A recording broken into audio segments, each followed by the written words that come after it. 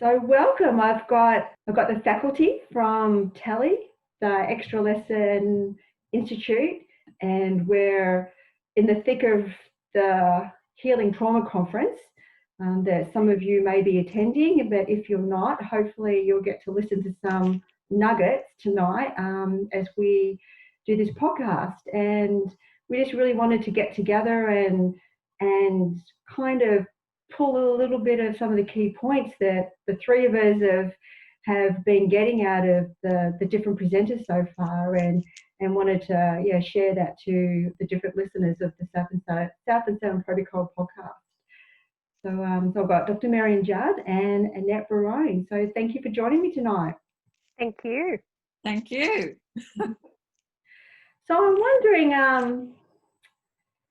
wondering if we start with your last talk or your presentation, Marian, about linking extra lesson, but really talk about the philosophy behind extra lesson and how that helps build resilience and the importance of relationships.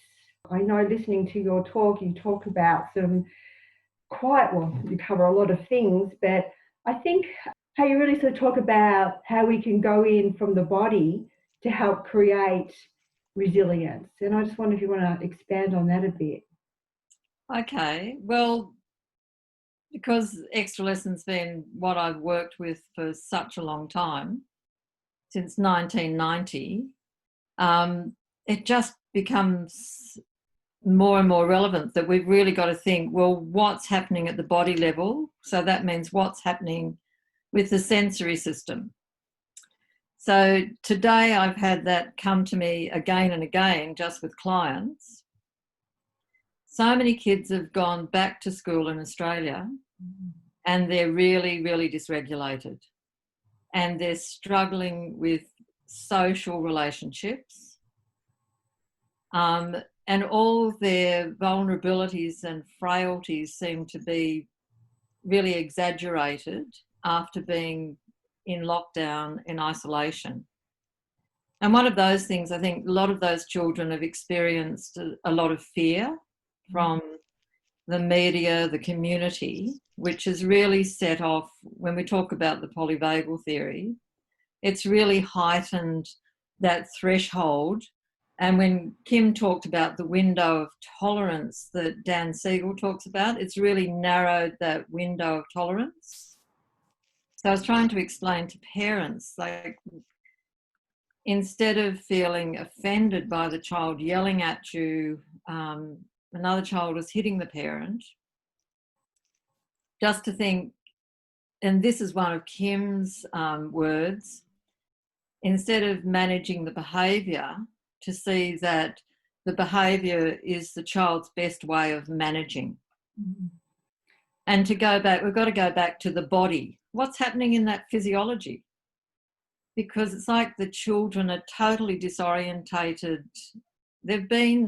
What have they been doing?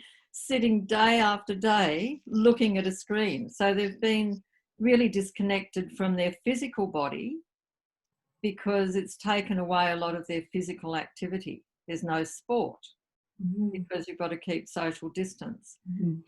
And I think what you said just before is really important in terms of helping the parent reframe the behaviour and be curious about that. And I think as Kim was talking in her presentations about being curious, then opens up compassion and understanding and a different framework for connection. And a whole theme of the conference is about relationship and connection and how that builds resilience, but needing kind of like the grown-ups in the world to sort of take that moment to reframe the behaviours and be curious about where is it actually stemming from. And I just want to add what you're saying. Yes, we've got all these kids going back to school, but teachers have also been in isolation and coping with the media, the bombardment there, and now having to go back and teach in a classroom and how are they coping? Yeah, and I think what I'm seeing is that everybody's got problems with their memory, which again, it's this disconnection. Like I haven't been able to be fully present to what I'm doing. And so it's a bit like, and it just happens again and again. People are forgetting things or doing things that are not like their normal behavior. I always think like it's time for, teachers to think of more that, psychologists come in and they do the icebreakers to get the group to meld before they actually do their talk or do group work. Yep. And so to me, it's this time of really thinking, what can we do to get the social engagement system going again? How do we get the children connected to their bodies? And that means, walking. It could be going out into the backyard and bouncing the ball around and running around in the backyard, just something so there's a little bit of back and forth into that non-verbal realm, which is really where communication starts in child development. And then using the voice, and the curiosity. And I keep on saying to parents, just say, I said, you've got to be a bit like, you're a bit vague. You look like you're, it's been a bit of a hard day. I just tell them, be vague, because if you're vague, the child can step in and say, like, this is how I feel, or it was an awful day. But it's got to be really open. And vagueness is a really good way of being curious, like slow, a bit vague, because then it gives a lot of room for the child to move over to step into the communication. It's also interesting that you say vagueness, because I think what Mary Willow kind of brings into her presentations is this idea of giving the child some space. So having some time, not reacting yourself as the adult to whatever the behavior is, the problems and things like that. And one of the things that came to me when I listened to her talks was she was really trying to work with parents and understanding, and possibly teachers if she's called into schools, to look at the child and understand, well, is their behavior appropriate for their age? What's happening for them at that time, what's been going on around, what else has been there for the journey of the child. And I think really helping the parents to take the time and step back rather than just reacting. And I think that's a big picture for a lot of us, even in our own sessions and in our own work. Sometimes these children can come in and push certain buttons if we've got a lot going on. So I think that's a big one. Actually, Annette, what you said just reminds me of what both you, Marianne, and Kim talked about in early development, and how we start off with really right brain looking at non-verbals, and how that is really layering how we connect with each other, and the importance of non-verbals in even as we progress through lifespan, as does it match with the vocalization that's what's being said. And I think what maybe Mary Willow was possibly talking about is helping parents tune into nonverbals, and when we're in this time of heightened stress, do we go back to doing some of that basic ways of using our nonverbals to actually help create those messages of safety, so then because we pick up on those, because that's how we sort of developed in our early development. So tuning into those as a way, instead of just using our spoken word as a way to help. And also remembering, like Kim talks about it, it's Alan Shaw's research, where he talks about the role of the parent actually helping the child to regulate into being excited and to have enjoyment. And if you watch little children, they get excited, and it's like they don't know where to stop. and then it's the parent that has to bring them back down again, and then to help them into when they're not quite confident. And this boy that I've just seen, I don't know, somehow he epitomizes some of this thing of how do you bring all this together. And it's so he came last year having meltdowns. He's a year 10 student, so a bit old to be really melting down to that degree that way. And so he's done the intensive auditory program. Then we just kept on working with the developmental work. And then COVID came. So he was just starting to pick up with everything in February. Like it seemed like the teachers were just starting to understand what he needed to get learning to go smoothly. His anxiety had decreased. Everything was rolling along quite nicely. And COVID actually worked for him because it took the other distractions out of his classroom. He was then at home with his mother, and she was able to just, when he needed, give a bit of support. So he started to gain confidence in his learning. But it came after, like he'd done all that intensive retraining the auditory system, getting his whole, and he just said, oh, now I can actually attend to what the teacher says. And I love this comment. He said now, instead of, when they show a video at school, he doesn't have to go and watch it a second time to actually fully take in what's been said. And most directly, he said, my maths has really changed. And it was just, and his mum said, his language has expanded. And they run off to just check the dictionary to make sure that he's using these words appropriately, because he's obviously picked them up and he's reading, but he wasn't expressing them. Now he's expressing them, and anybody would think his vocab's expanded. It's just that he's calm enough, focused enough, and it comes out. And his auditory system has been, fully retuned so that he can actually focus and be on task. And I think Kim, in one of her early presentations, talks about stress, essentially the biology of stress, and when we do have too much stress in a more sympathetic, activated state, that our hippocampus, which is our memory and learning center of the brain, we've got lots of receptors on it for cortisol, and those cortisol receptors get all kind of locked up, and then we can't actually access the learning that we do have. So going back into the classrooms now, still in that heightened sympathetic state, their brain isn't in that optimal state for learning. So did this young boy have a history of attachment or early trauma? Or? No, not necessarily. I think he was just one of those kids that he probably just didn't quite fit the mold. His handwriting was slow.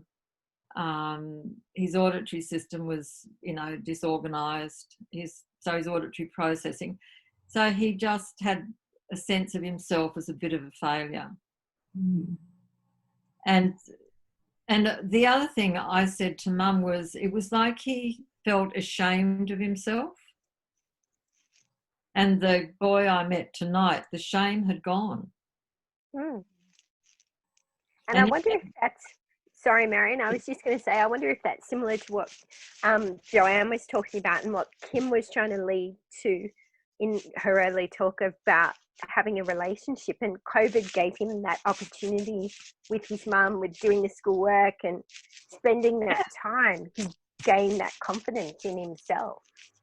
And before COVID started, his teacher had listened to Mum, and the teachers had actually changed the way that they were approaching him.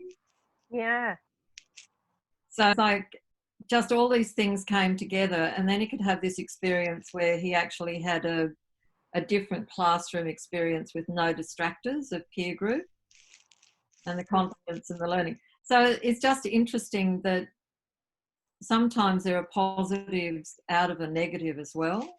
Yeah. And to really just look at the child rather than have a little theory of this is the way it goes. It's like, well, where do I see what? But the shame thing made me think, remember Kim talked about, I've just got a little, I wrote it down because I just wanted to make sure I had it. She talked about the 4 triggers that disrupt connection, and they're related to hurt. They're sort of the core imprints. And she was saying that was from the work of Dr. Lawrence Heller. And the first one is rejection, separation, abandonment. And that actually feels like physical pain. Then the second, feel not good enough, useless. And that's where I think, I'm not a good enough learner. And then feel flawed, not lovable. And the fourth one, I don't matter. I'm worthless. I'm invisible. And the reason I wanted to bring that up was because in EMDR, where that's another way to work with post-traumatic stress disorder with eye movement desensitization and reprocessing, you have to look for the negative belief. And then you have to find, where in the memory is that it's not consolidated into the memory into a time and place. It's like it's still here in the present and popping up in front of, so that's a trigger. Somebody's living their day-to-day life and then the trigger goes off and they're in the past, they're not in the present. So I was just really interested that that's one of those things that if you can get that, I think the regulation, the social engagement, some people, they don't actually need to go and do work for post-traumatic stress disorder. They just need to be connected back into the present and let go of the shame and the disconnection from themselves. And that it just brings up this relationship, It sounds like it, but I think the thing for parents and teachers is, well, how do we do that?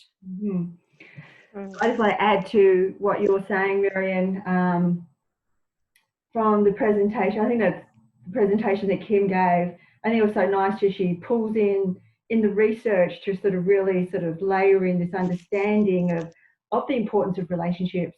And I'm trying to remember, I think it was when she told about the research. I've got some papers here. I'm not sure if I can pull out the correct, the correct researcher, where they were looking at, I know obviously you're pulling it from rodents, and the research she talked about of the importance of, newborns, how mums will lick the rodents and the licking, and they measured oxytocin, which is our bonding hormone, and that there's an elevation in the mums and the pups during that time. And then they did studies that they had adolescent pups who had been basically removed when they were born, so they didn't experience this licking sort of behavior, and they were exhibiting almost like autistic kind of an aggression behaviors. And then they did a study where they put these adolescent rodents back in a nurturing kind of environment, and it was in innate behavior of the mature females to actually exhibit increased nurturance behavior to these adolescents, and they reacted with aggressive behavior, biting behavior, antisocial behavior, which is often what we see in adolescents who are going through the whole the system, in society. You know, they're put in new homes, and parents and caregivers, foster care, try and reach out, but there's this like fighting back. And they actually measured, so getting back to the rodents study, they actually measured that there was actually an increase in oxytocin in the caregivers as they were trying to help sort of nurture these adolescents who had missed out on that early bonding experience. And over a period of time, these adolescents, through that relationship and that nurturance, actually started to exhibit adaptive, you know, appropriate sort of behaviour patterns. And then they did the same with more sort of geriatrics, so rodents who are towards the end of their lifespan, who again had been removed as pups and missed out on that bonding experience and been raised in isolation. They had atypical, asocial, aggressive behaviour, and they put them back into a relationship with, in an environment with nurturing input from other rodents, and their behaviour was shaped so they actually formed appropriate adaptive sort of connections. So I just think that's just, well, she goes on to talk about that we have this innate ability in our genes, that if we do have that mismatch in those early days and we miss out on those, you know, optimal nurturing times, that through good healing relationships, attuned relationships, that our biology will shift and change and work towards healing. So I just thought that was a really cool research for her to share.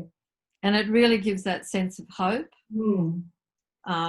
which is something in the extra lesson. That's one of the things I think we always try to pass on to the parent, that there's hope. You know, you can go back into early development, and through really providing the support to the parent and the child, through that you can actually change the types of behaviours, the connections. But I've got two little things. One, today I was watching a biomedical lecture, and apparently you require zinc to actually have the oxytocin receptor activated. Mm. And if you think about a lot of the children with high anxiety, you sometimes also have to look at gut function. And a lot of people with anxiety also have pyrrole disorder, which means that there's a problem with B6 and zinc. And it's something that sometimes you have to do multiple things to be able to support the child or the family. And that was something I just did not know. But I thought, now I'm going and checking for the white flecks in people's fingernails again, because zinc is vital for learning. But I didn't realise that it was really vital for oxytocin uptake. So I just thought, here we go again, where you've actually got to look at the gut function as well, and support people to understand some basics in that. So, you know, in extra lesson, the sense of touch, the sense of life, which would be that metabolic system, movement and balance are like the core that we worked with. But you've got to have all of those things tuned in together, so that then that helps with the development moving forward. And it would probably, Marian, also, and Joanne, I would imagine it comes up as well, it would impact with the way we can have that relationship with the child we're working with. For the parent to have a relationship with the child that they're working with is to have that oxytocin, to then have that, you know, right frontal cortex attachment that Kim talks so much about in those early lectures.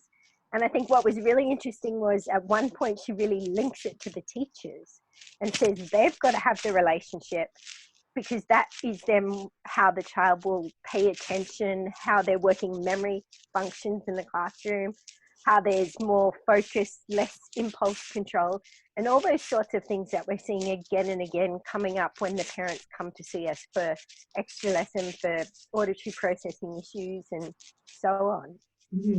No, good bring up. And I just want to add a little bit more to what you're saying, Marian, about the relationship between anxiety and the gut, that So some people might be thinking, well, do I have an anxiety diagnosis or not? But really thinking about, forgetting about diagnoses and really looking at, for typical nervous systems to those that are challenged with, sort of neurodevelopmental or mental health challenges. That if we're looking at polyvagal from a polyvagal perspective, and essentially our autonomic nervous system and biology, that when we are in that more heightened sympathetic response, that our parasympathetic, that vagus nerve input to all our internal viscera, which is enabling that rest and digest and restoration processes, is not switched on and not working effectively. So that gut is compromised in not only digestion, so we can absorb good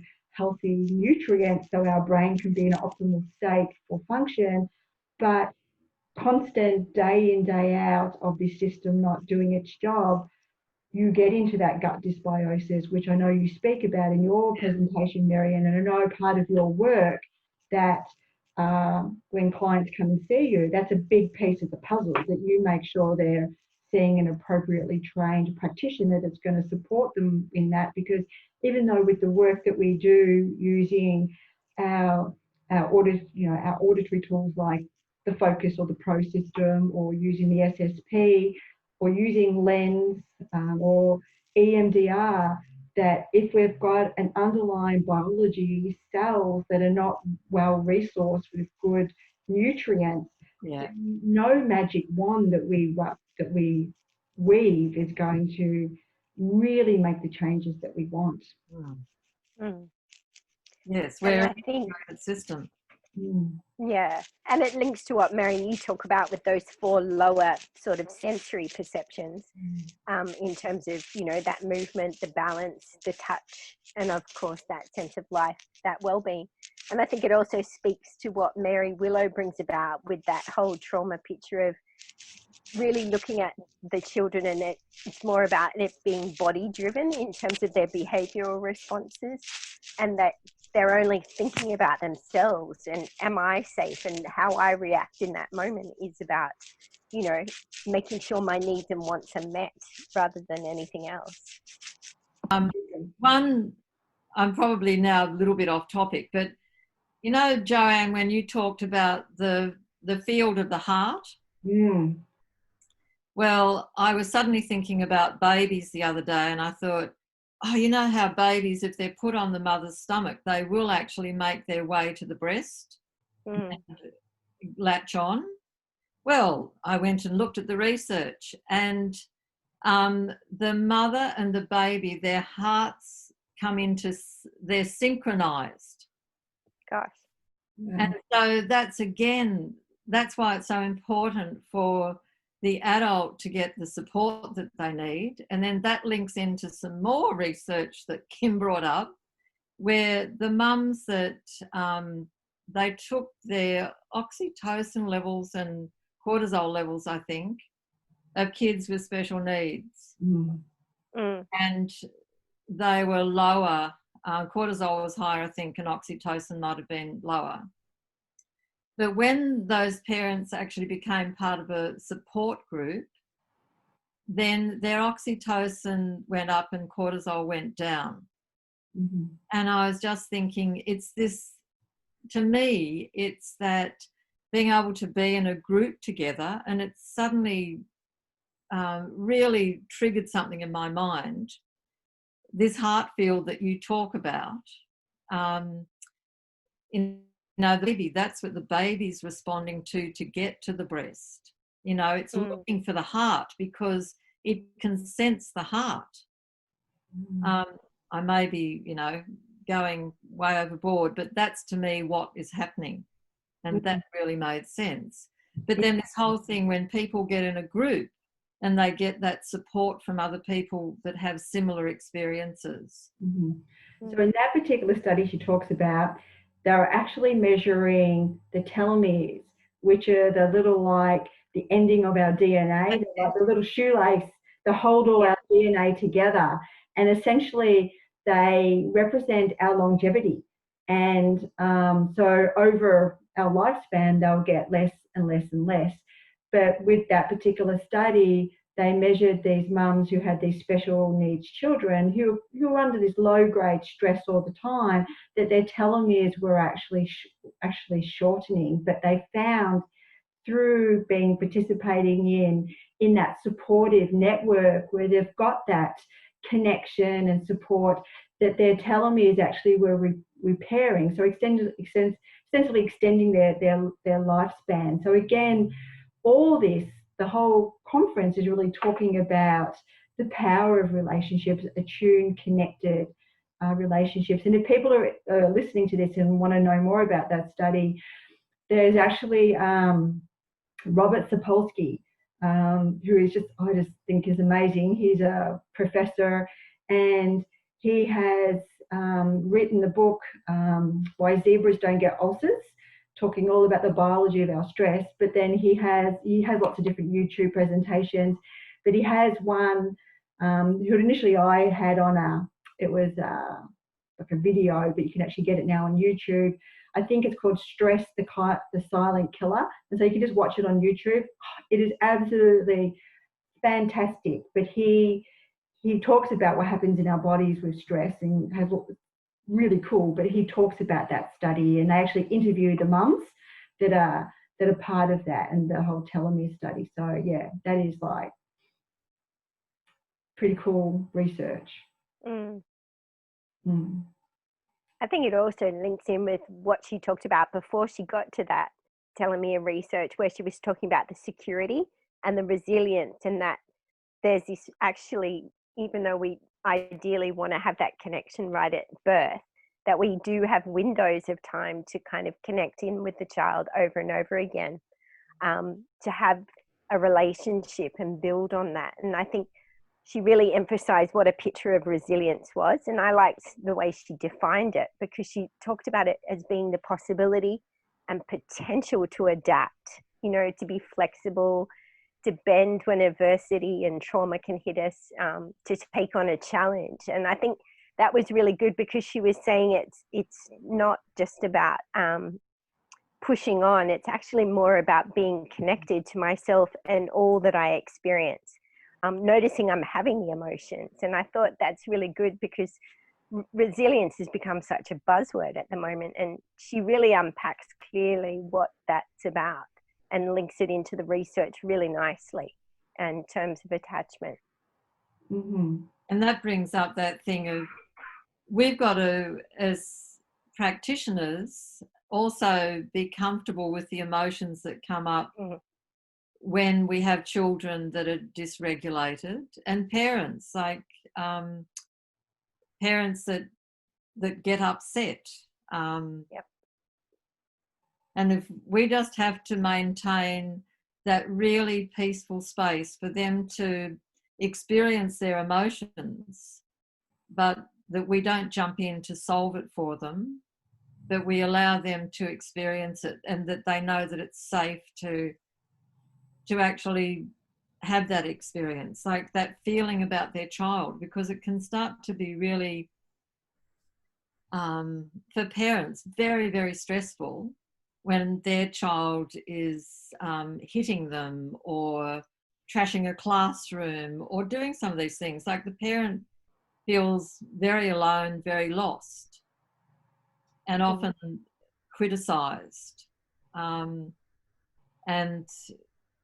they really need somebody to provide that space so they can feel those feelings. But as parents, if we've had similar experience as a practitioner, we need to have organised that for ourselves so that we don't gush at them, or our own experience jumps in over the top of theirs. And I think that's, for our own self-care, we have to be very aware of what our little triggers are too, that we leave the space for the parent to have the awareness and of their own feelings about their own child's behaviour.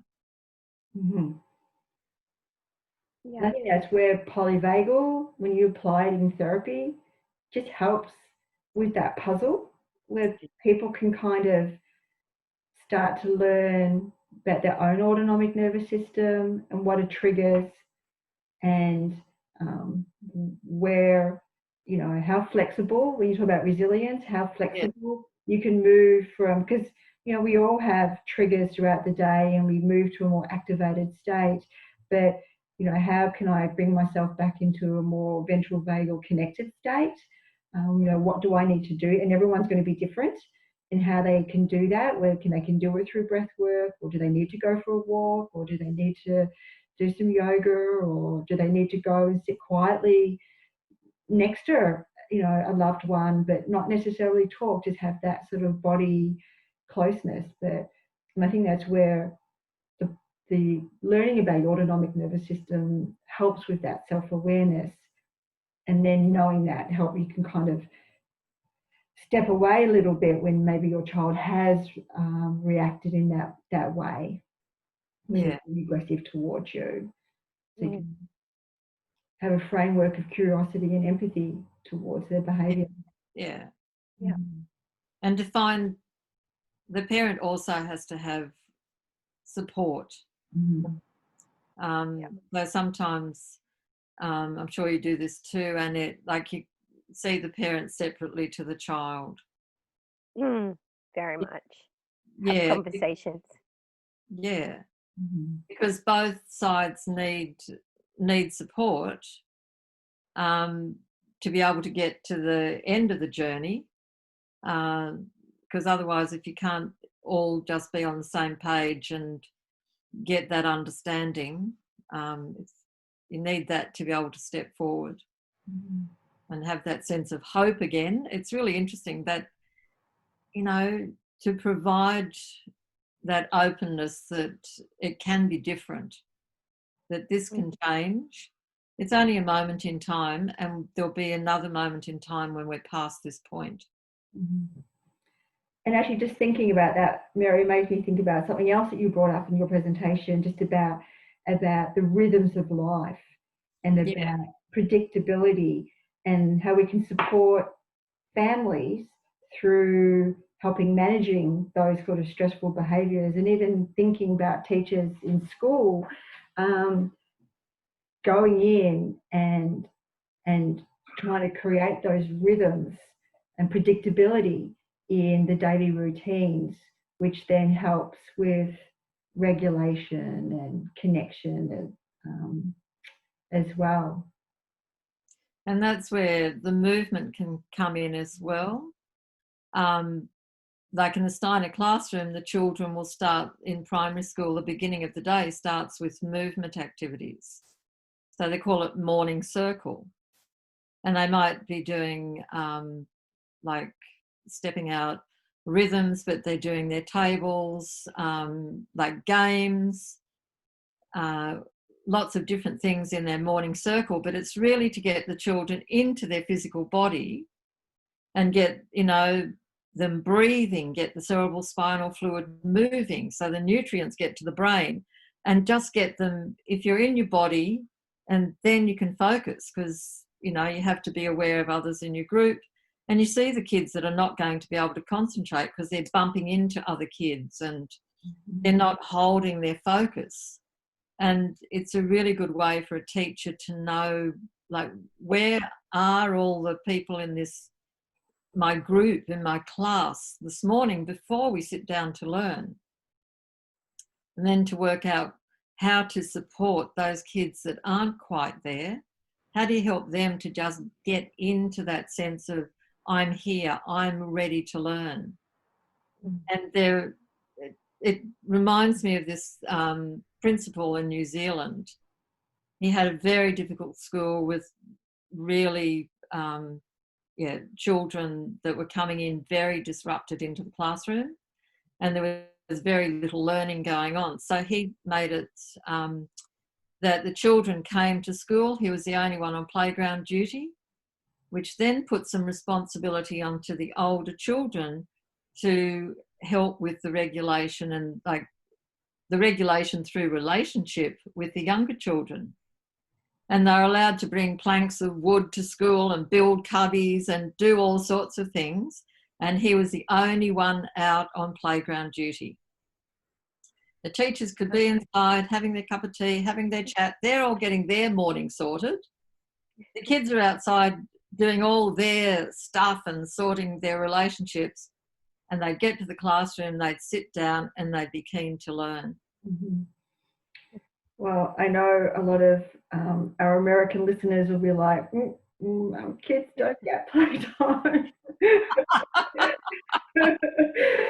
From living in the US for 23 years where my kids grew up, so when we first moved back to Australia, my son started high school, and my other daughter went into year 11. And so coming from an American system where out time, playtime probably finished in grade 2 when it was under supervision of the teacher taking them out for a little bit to be on the playground. Otherwise it was PE time, but you're sitting in the cafeteria having lunch. Wow. Lunchtime. So a lot of regulation challenges for kids in the States, a lot of sensory and auditory sensitivity. So my son, I remember him saying to me, he started first year of high school when he had, believe it or not, all the American lives, he had morning time. I think they got 20 minutes, 25 minutes of outdoor running around. And then, lunchtime was 40 minutes. And so he was like, Mum, it's almost like distracting because all I'm thinking about is who I'm going to go play soccer with. That's true. Oh. Yeah, but movement is so important. Yeah, and those rhythms. And I know you brought up in your presentation too, about some other leaders thinking, key thinkers in the trauma world, like Bessel van der Kolk, and also Bruce Perry, who wrote the book Boy Who Was Raised as a Dog. And he both talk about using rhythm to help these really traumatized children just try to have some sort of connection. So and Bessel van der Kolk, in his book, he talks about starting with these very traumatized adolescents, and they just get them to start moving a little bit in the room, and their heads are down, they're not looking, and then just through movement they do all sorts of movement activities. And then coming to word is something, it's way up the line. But then they use the voice and they use acting and the use of voice, because through plays, and they were doing Julius Caesar in one of the things he talked about, where playing the play, they are actually then playing some of the characters that they have been a bit like that in their own life, or they've experienced a character like that, and to learn how to stand up to the bully, or the sword fights and things in Romeo and Juliet. But it had to be, they started, like, I just had this vision, they're hardly moving in the room, but it's all those kids can do because they're so defensive. They can't look, they can't touch, and then they have to learn to share. Like, sharing's just way over there. So it's coming in through the body, not through the top down thinking. It's coming in through the body and rhythm and music to help create that sense of safety where you can start to open up to others. And then even the daily rhythm, like a child needs to be fed regularly, like, that old thing of everybody at the breakfast table. And then at night, I worked with one family once, and I said to the kids, like, what is it that you would like most? And they said, for the family to have dinner together. Gosh. Yeah. And it was just extraordinary. And I said, well, what happens? Well, Dad's at work, and then Mum's so tired from, she worked in a school, she's so tired she doesn't want to talk to kids anymore. So it was that thing of working together as a family. Well, what can you do as the kids? And then Mum, well, what is it that really you would like different? And it was as simple as, I just want to walk into the house and not trip over their bags, because I trip over their bags and then it's like, ah. So it's that thing of understanding the other. And then what's interesting is for the adult to actually be true to that. You know, and for the whole family to agree we will all have dinner together. And I used to always quote, children who eat as a family every night have greater academic success. And it's just having, that's a simple rhythm in the day, but having a healthy sleep rhythm too. Getting the technology out of the bedrooms, all sorts of things, you know, having all the computers, kids doing homework, where the adults can see what's going on, so that the child can ask a question if they need to.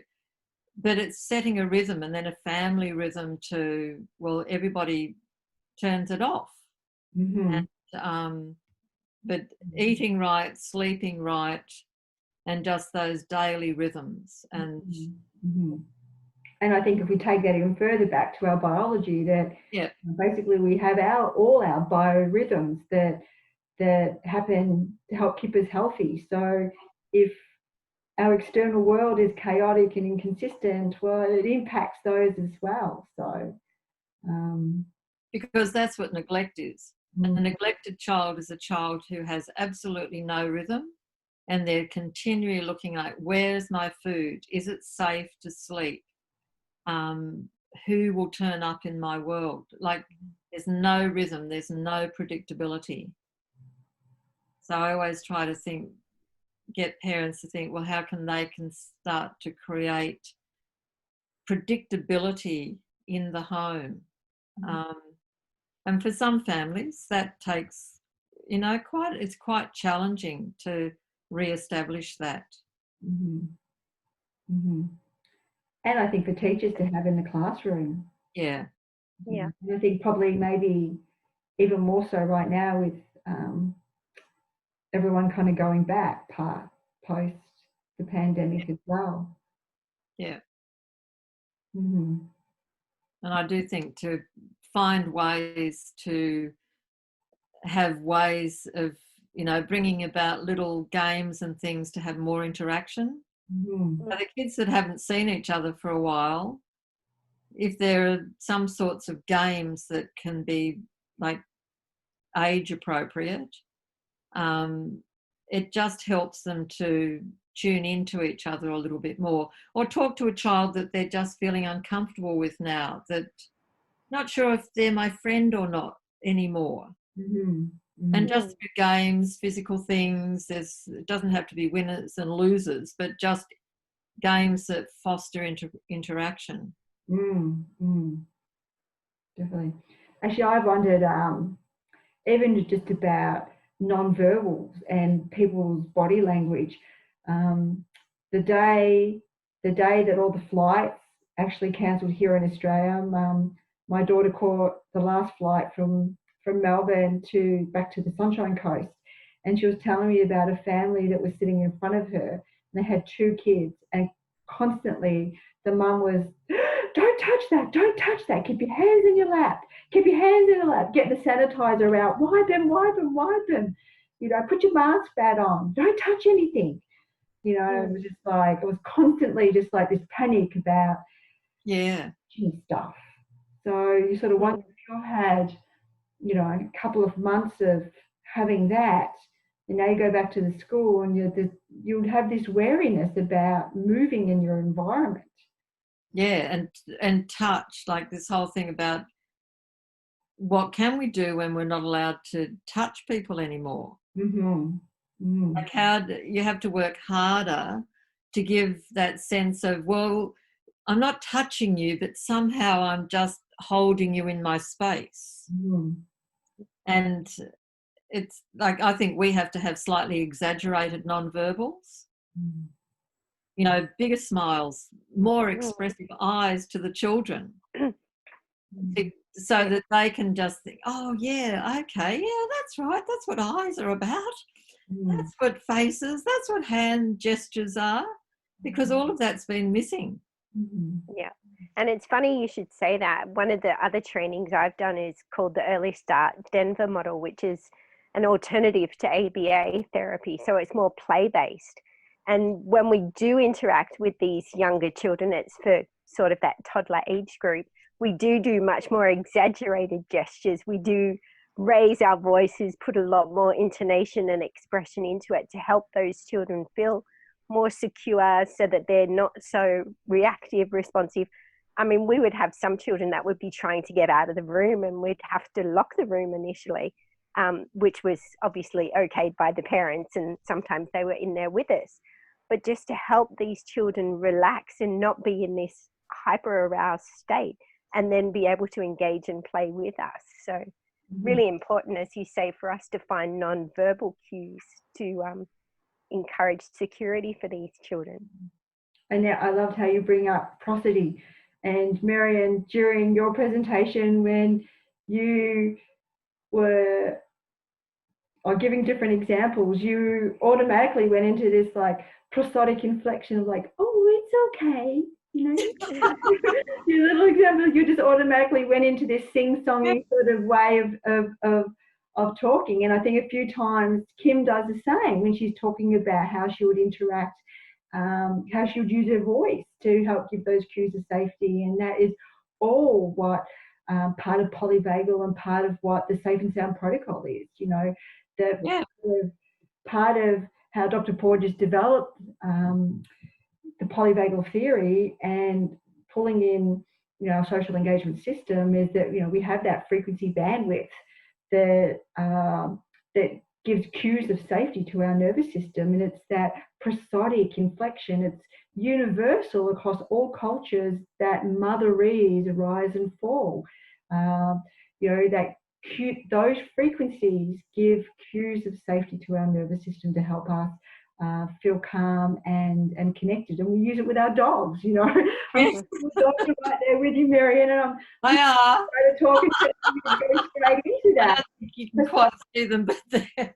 Yeah, I mean, and it's really powerful. It's really powerful to use that. Mm-hmm. It is, and I think what I found really funny was just watching Kim's facial expressions. When she was doing exactly what you said, but she was saying, oh, you're an ugly baby at the same time. But she had this gorgeous grin on her face. She was all bright-eyed. She was putting a lot of forward kind of presence. So meeting you almost, but she's telling you at the same time you're ugly. And she was saying, yet the regulation and everything that was happening for the child was just perfect. It was right on kind of connection and what you would expect for attachment. So then it was sort of showing us it's not what we're saying, but actually what we're doing, which really communicates the most. Mm-hmm. So really important message for all of us. Exactly. Yeah. And I had a child today that like in front of me hit his mother, and it was just that thing. So it was just to make sure that this child needs to just really, really come down. Mm-hmm. So it was slow, even, almost a boring voice. And he ended up being like a little marshmallow. Mm. And it was just that thing, you're going to wait here, your mother's going to go into that room, and I will be back. Mm. And it was just that, the predictability, mm-hmm. and then the calmness. And it gave him space to whatever was going on inside him.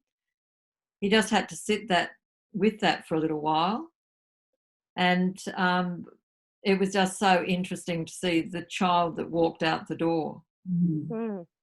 And to just show him and mum that he could actually wait for her attention. Mm-hmm. And for her to see him be brought into a regulated state. Mm-hmm. Mm-hmm. And sometimes, you know, it's really difficult when people have lost sight of that's the possibility. Mm-hmm. And I think Mary Willow picks that up really clearly, because she gives you this picture of, it's more about seeing the true child and not just the behavior that they're giving you in that moment. Yeah. It's find the true child, and it's about parking this kind of grisly, she calls it the guard dog behavior response, which is great. And she says, you want to get that dog and put it in the back seat and sort of, you know, allow this child to show themselves as being the driver of, you know, being in charge of themselves. So I think that's great to have that example today. Yeah. Mm-hmm. Definitely. And just getting back to prosody, you can read so much about somebody's autonomic state based on their prosodic inflection. You can tell if somebody's stressed, they're uptight, they're anxious, if they're, you know, angry, agitated. You can pick all that up. But then we can use prosodic inflection through that sort of integrated neural system.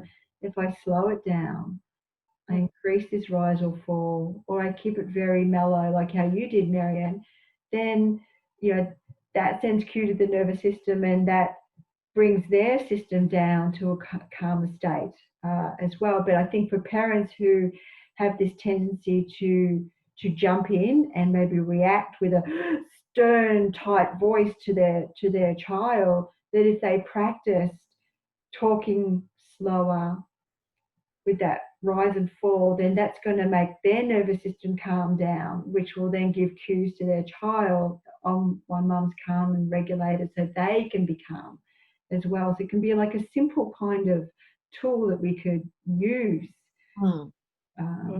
throughout the day to help regulate those around us. And you can see with Lutz, when she does her presentation, what I found really interesting was the way she spoke. It was in that very calm, very steady voice. And you can see how her clay therapy work obviously does go much deeper into that space for people who don't feel comfortable, and just her very gentle nature allows people to explore that and take the time to do that. So I think it's quite something to get mastery as a practitioner of your own voice and how you meet the different people that come in. Exactly. She's just lovely to listen to. She just, her pacing and her timing makes you feel calm just listening to her. She's lovely. Yeah. And then again, using the physical, actually watching Lut work with the clay, and, you know, just those little processes, like gradually, but bringing in that sense of touch. It is really quite an amazing thing to do. And we often use beeswax. Like in Steiner schools, they use beeswax for the younger children, because the beeswax, with the warmth of the hand, it actually softens the beeswax and then it can be moulded. And so for little children, that's something that can be really, like some kids just love it. Like once they realise that it gets soft and it gets malleable, it's really exciting. And you can do different activities so that the kids that's a difficult thing, you know, they might just be sticking blobs somewhere. Like I've had a child that just put blobs right across the windowsill because that was the extent of their fine motor control. But they did then have to get their fingertips working together with a little bit of beeswax. So there are different ways of doing things that just bring in that touch as well. That's what looked working with clay, that the art therapy, sculpture therapy does. I think what I like is that there is more of a movement now about the expressive arts, or arts in general, in a therapeutic arena. You know, I know Bessel van der Kolk, who's a big leader in the trauma world, often talks about using those kind of medium. And obviously you talked about the theatre program that they run. I haven't listened to all the lectures yet, but he had his trauma conference as well. So I listened to some of the presentations, and they had somebody who does a lot of work in the creative arts in trauma. And it's nice that that's starting to be accepted rather than thinking that we have to always be cognitive based and. Yeah, so that was also like back when Canberra had the bushfires in the early 2000s. I was involved in the Steiner School and working with those children. So many of them were doing extra lesson, but some of the ones who had really significant trauma also did art therapy, and that was involving storytelling or working with the beeswax, just working in a way through art as a way for that child to have an inner expression of their experience, or a story to speak to put feelings and words onto some of their experiences through story. So those, and that's where Bronwyn, she, in her presentation, she was using story to actually use that as a way to communicate some of the ideas about trauma as well. Mm-hmm. I think when you use a lot of those medium, you need to be very present in the moment and focused. So, and doesn't Bronwyn talk a lot about the different contemplations and?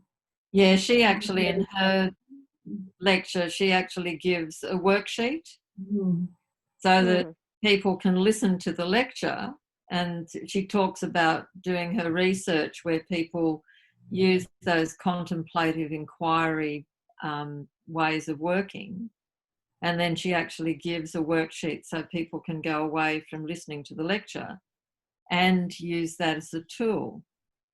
And in Steiner schools, they do child study.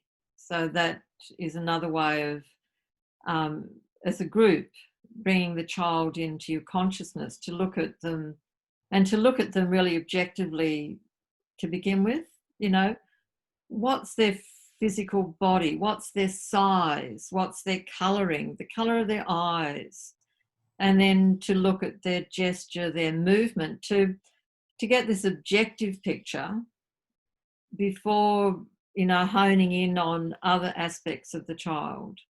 But to do that as a group over a period of time, so that it's allowed to, everybody has to take their child into their consciousness and then come back as to what arose out of that consciousness picture, and bring that back. And often the child changes without any great big interventions, but it's simply that a group of people are conscious of that child, and the child feels that, when goes back to your heart research to say that there's a field around the heart, and it's like suddenly there's that resonance, like the synchrony between the mother's heart and the baby's heart.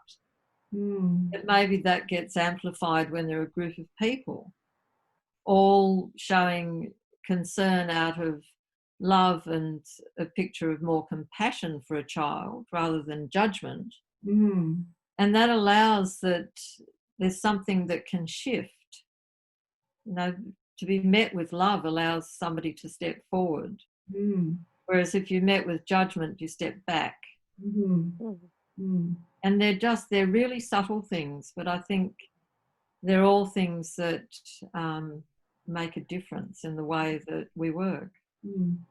And I think what you just talked about is the power of relationship, which is time and time connected through so many of the different presentations in part of the conference. So yeah, I'm aware of our time, and I think we've had a lovely discussion and connecting different ideas and different points that are made throughout the different themes of the conference. And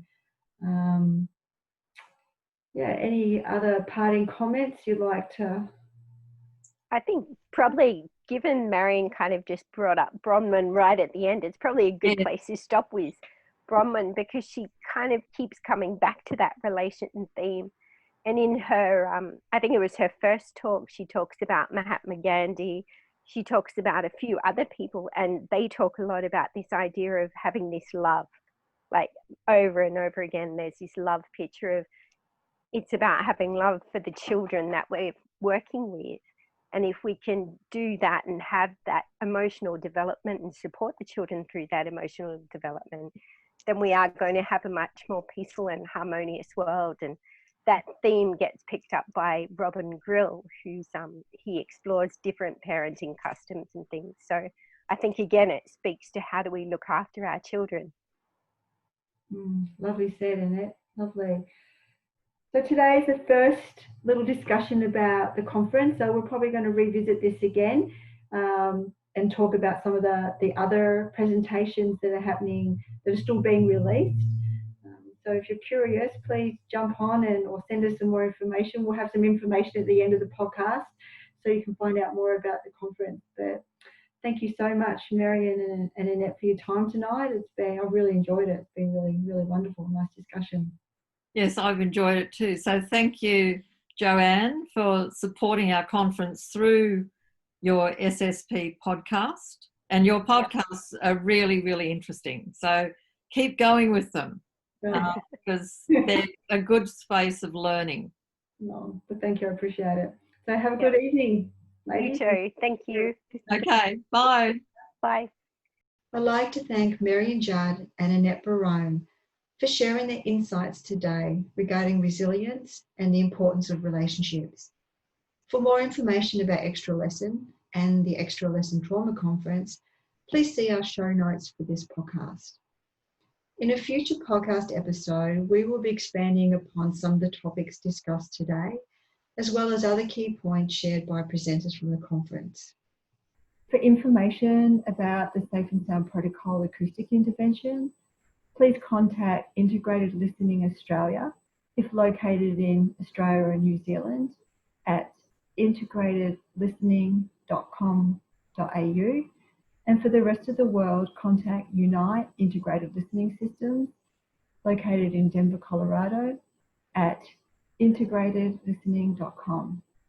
I'd love to hear from you, so please send any comments or questions or suggestions to sspodcast1@gmail.com. That is sspodcast1@gmail.com. Remember to stay grounded and in a ventral vagal state as best you can. I hope you found the information in this episode helpful. Thank you very much, and I look forward to connecting with you all next time.